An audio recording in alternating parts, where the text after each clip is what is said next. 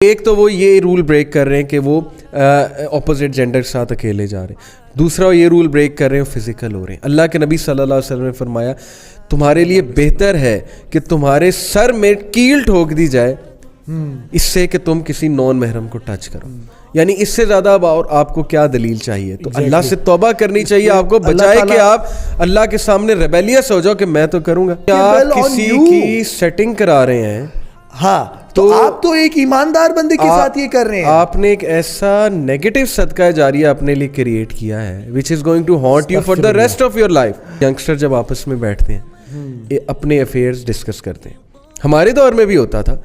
اللہ کی قسم کہ ہم میں اتنی حیا تھی میں وہاں سے اٹھ جاتا تھا ایون تو ہم دین میں اتنے نہیں تھے. میں اسی وقت اٹھتا تھا کہ یار how could they talk about a girl like this. مطلب ہمارے ماں باپ نے اتنی ویلیوز دی تھی ہمیں کہ یار ان کی اپنی بہن نہیں ہے. میرے پاس ایک اسٹوڈنٹ آیا